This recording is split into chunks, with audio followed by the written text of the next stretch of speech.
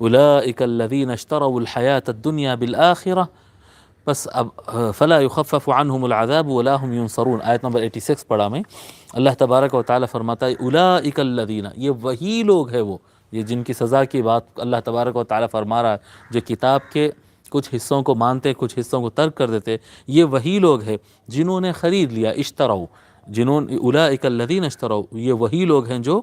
خرید لیا ہے الحیات الدنیا، دنیاوی زندگی کو انہوں نے خرید لیا، دنیا کی زندگی کو انہوں نے خرید لیا، بالآخرتی، آخرت پے کر کے، یعنی ان کو آخرت میں جینا نہیں ہے، ان کو جنت کی طلب نہیں ہے، ان کو اللہ تعالیٰ کے سامنے کھڑے ہو کر حساب میں اللہ کی رحمت کے ذریعے پاس ہونے کی خواہش نہیں ہے، ان کو یہ ہے کہ بس جو کچھ ہے آج مل جائے، بس خلاص آج کی زندگی میں موزے کرنا ہے، مستی کرنا ہے، جتنا سمجھ میں آئے اتنا کرنا ہے، مجھے جتنا ٹھیک لگا میں قرآن میں سے مانوں گا، جتنا ٹھیک نہیں لگا میں ترک کر دوں گا۔ جی یہ بنو اسرائیل کی غلطیاں ہیں، یہ بنو اسرائیل اور یہود کی غلطیاں ہیں جس کی وجہ سے وہ ذلیل ہوئے، جن کو اللہ تبارک و تعالیٰ نے زمین میں ڈومینیشن دیا وہ اپنا ڈومینیشن کھو دیے، جن کو اللہ تعالیٰ نے عزت دیا، پورے عالمین سے ان سے اوپر مقام دیا، وہ اپنے عزت کے مقام کو کھو دیے، جن کو اللہ تبارک و تعالیٰ نے سب سے زیادہ انبیاء دیا، لیکن وہ قرآن کریم کے اندر ان کے اوپر لعنت بھیجی گئی ہے، ان کے جہنمی ہونے کا اور ذلیل ہونے کا ان کا ذکر کیا گیا ہے، یہ سارے مقامات اور نعمتیں کھو دیے، کیوں؟ غلطیوں کی وجہ سے، یہ غلطیاں ہیں،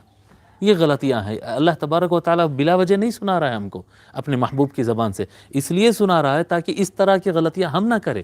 آج حضور صلی اللہ علیہ وآلہ وسلم کے واسطے اور وسیلے سے امت محمدیہ کو ایک عزت ہے، اسلام ایک امن کا مذہب ہے، مسلمان کو ایک عزت کی نگاہ سے دیکھا جاتا، لیکن ہم اپنے کردار کے ذریعے، ہم اپنے اعمال کے بد عملیوں کے ذریعے قتل کر رہے ہیں، رشوت لے رہے ہیں، جھوٹ بول رہے ہیں، کتاب قرآن کریم کے جو من میں آیا، جو ٹھیک لگے قرآن و حدیث میں سے وہ چیزیں مان لیتے ہیں، جہاں ہم کو ٹھیک نہیں لگا وہاں پر ترک کر دیتے ہیں۔ اس سے کیا ہوگا؟ آخرت میں تو عذاب ہوگا ہی ہوگا،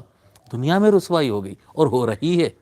اور ہو رہی ہے۔ اللہ تعالیٰ فرماتا ہے کیوں ایسا ہو رہا ہے؟ اولئک الذین اشتروا الحیاۃ الدنیا بالآخرہ، یہ وہی لوگ ہیں جنہوں نے دنیاوی زندگی کو خرید لی ہے بالآخرت، آخرت کے بدلے میں، آخرت پے کر کے، فلا یخفف عنہم العذاب، پس ان پر سے عذاب کم نہیں کیا جائے گا۔ قیامت کے دن جب ان کو عذاب دیا جائے گا تو عذاب ان کا